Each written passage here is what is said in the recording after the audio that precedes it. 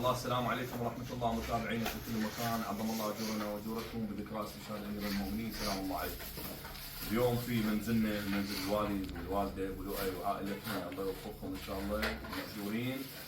كل سنة احنا عندنا رسم نسوي لأمير المؤمنين سلام الله عليه ذكرى وفاته في منزلنا خدام الحسين وموكبنا سيد الشهداء. نسوي عشاء فطور للناس، يعني عزيمة كانت في بيتنا يعني صراحة.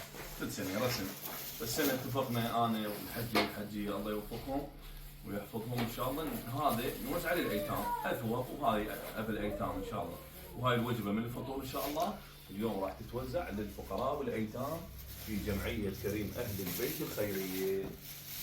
يا الله.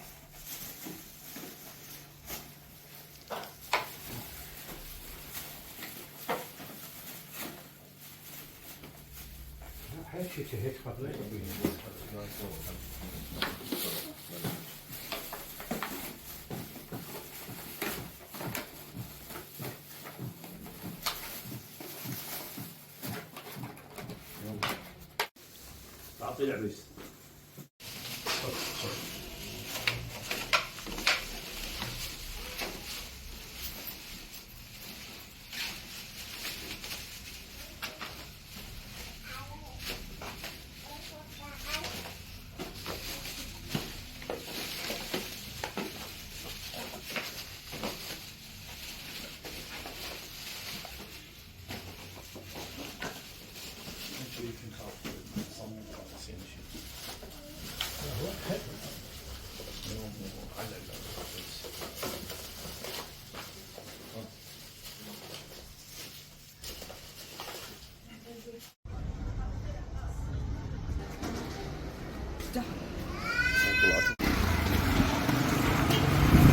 والله جابها حج.